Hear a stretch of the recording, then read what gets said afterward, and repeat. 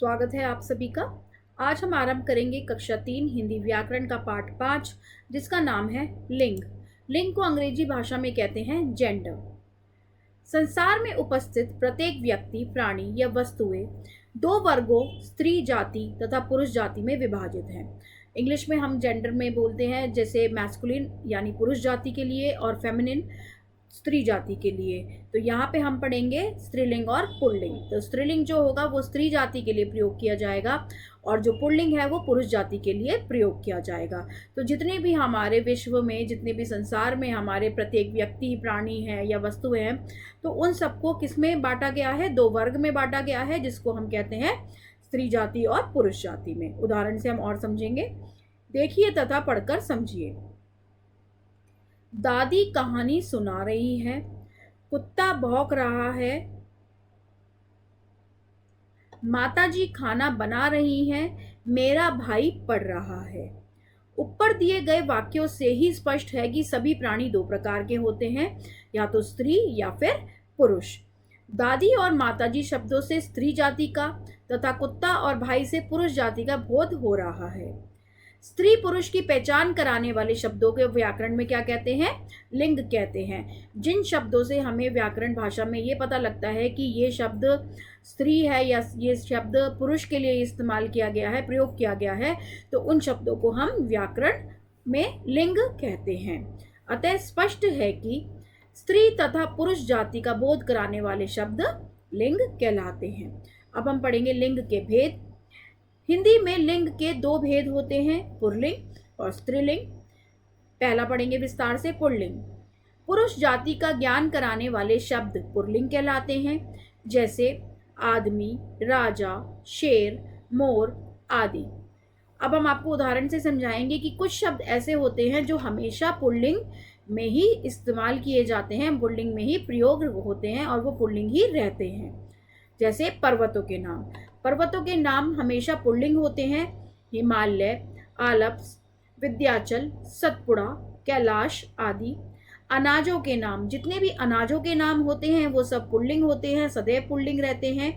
चना, मटर, गेहूं, बाजरा, ज्वार, चावल आदि। मक्का नहीं है इसमें, मक्का एक एक्सेप्शन केस है। देशों तथा नगरों के नाम, Bharat, Japan, Sri Lanka, Afghanistan, Delhi, London, Tokyo, Kanpur आदि। दिनों के नाम, रविवार, सोमवार, मंगलवार, बुधवार आदि। देसी महीनों के नाम, चैत्र, बैसाख, ज्येष्ठ, आषाढ़, श्रावण आदि। वृक्षों के नाम, बरगद, नीम, बबूल, कीकर आदि। फलों के नाम, आम, सेब, संतरा, आड़ू, पपीता आदि। तो ये सब क्या है? ये सदैव पुल्लिंग में रहने वाले शब्द हैं। दूसरा देखेंगे स्त्रीलिंग में। स्त्री जाति का ज्ञान कराने वाले शब्द स्त्रीलिंग कहलाते हैं, जैसे औरत, रानी, शेरनी, मोरनी आदि। और अब हम आपको बताएंगे कि कौन से शब्द सदैव स्त्रीलिंग रहते हैं। तो जितनी भी भाषाओं के नाम होते हैं वो सदैव स्त्रीलिंग रहते हैं, जैसे हिंदी, अंग्रेजी, संस्कृत, अरबी, गुजराती आदि। लिपियों के नाम, देवनागरी, गुरुमुखी, फारसी, रोमन आदि। तिथियों के नाम, प्रथमा, द्वितीया, तृतीया, चतुर्थी, पंचमी आदि। नदियों तथा झीलों के नाम, गंगा, यमुना, कावेरी, सरस्वती, नर्मदा, डल, चिल्का आदि। खाद्य पदार्थों के नाम, जैसे कि दाल, रोटी, चपाती, खिचड़ी, पूड़ी, कचौड़ी आदि। ये सब क्या है? ये सदैव स्त्रीलिंग में ही रहते हैं। अब हम उदाहरण से कुछ पुल्लिंग और स्त्रीलिंग शब्द समझेंगे। नीचे कुछ पुल्लिंग तथा स्त्रीलिंग शब्द दिए गए हैं, इन्हें याद कीजिए। हम पहले पुल्लिंग शब्द बोलेंगे, फिर उसके बाद उसका स्त्रीलिंग बताएंगे। महाराज, महारानी, नेता, नेत्री, जेठ, जेठानी, अध्यापक, अध्यापिका, शिष्य, शिष्या, छात्र, छात्रा, पुत्र, पुत्री, बालक, बालिका, युवक, युवती, श्रीमान, श्रीमती, बूढ़ा, बुढ़िया, मौसा, मौसी, सेवक, सेविका, बाग, बागिन, बादशाह, बेगम, तपस्वी, तपस्विनी, ताऊ, ताई, साप, सापिन। आगे और देखेंगे। पुरुष, स्त्री, गुणवान, गुणवती, ग्वाला, ग्वालिन, ऊँट, ऊँटनी, चूहा, चुईया, पुजारी, पुजारिन, हिरन, हिरनी, बिलाव, बिल्ली, लेखक, लेखिका, अभिनेता, अभिनेत्री, गायक, गायिका, नायक, नायिका, सुनार, सुनारिन, पाठक, पाठिका, चाचा, चाची, नाग, नागिन, सखा, सखी, प्रिय, प्रिया। तो ये सब हमने आपको क्या बताया, पुल्लिंग और स्त्रीलिंग शब्द बताए हैं जो कि आपको याद करने हैं। ये भी जानिए कुछ शब्दों का लिंग नहीं बदलता, जैसे प्रधानमंत्री, राष्ट्रपति, इंजीनियर आदि। तो ये पुल्लिंग एवं स्त्रीलिंग के लिए एक समान ही इस्तेमाल किए जाते हैं। अब हमने अध्याय में क्या क्या सीखा? हमने सीखा स्त्री या पुरुष जाति का बोध कराने वाले शब्द लिंग कहलाते हैं।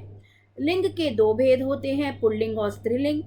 स्त्री जाति का बोध कराने वाले शब्द स्त्रीलिंग कहलाते हैं और पुरुष जाति का बोध कराने वाले शब्द पुल्लिंग कहलाते हैं। अब अभ्यास की ओर बढ़ेंगे। आओ करके देखें। पहला देखेंगे, सही विकल्प पर सही का निशान लगाइए। स्त्री अथवा पुरुष जाति का बोध कराने वाले शब्द हैं लिंग, तो पहला विकल्प यहाँ पर बिल्कुल सही है। दूसरा देखेंगे, स्त्री जाति का ज्ञान कराने वाले शब्द क्या कहलाते हैं? स्त्रीलिंग कहलाते हैं, तो दूसरा विकल्प यहाँ पर बिल्कुल सही है। आगे बढ़ेंगे। मंगलवार शब्द है, हमने आपको बताया था कि जितने भी दिन के नाम होते हैं वो क्या होते हैं, वो पुल्लिंग होते हैं, तो मंगलवार एक पुल्लिंग शब्द है। आगे बढ़ेंगे। स्त्री व पुरुष दोनों के लिए प्रयोग होता है, हमने बताया था आपको प्रधानमंत्री और इंजीनियर, तो इसमें तीसरा विकल्प बिल्कुल ठीक है, दोनों। तो प्रधानमंत्री, इंजीनियर दोनों ही स्त्री व पुरुष के लिए प्रयोग किया जाता है। खा की ओर बढ़ेंगे।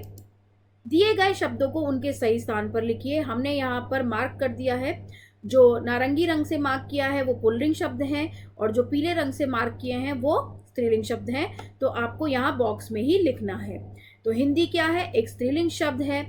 जापान पुल्लिंग शब्द है। बरगद पुल्लिंग शब्द है। गंगा स्त्रीलिंग शब्द है। पाठिका स्त्रीलिंग शब्द है। बिल्ली स्त्रीलिंग शब्द है। पपीता पुल्लिंग शब्द है। रोटी स्त्रीलिंग है। हिरनी स्त्रीलिंग है और चावल पुल्लिंग है। गा की ओर बढ़ेंगे।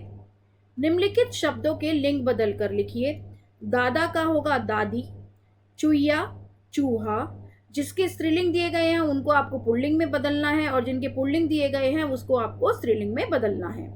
बकरी बकरा, ठाकुर ठकुराइन, मौसा मौसी, घोड़ा घोड़ी, तपस्विनी तपस्वी, गुणवती गुणवान।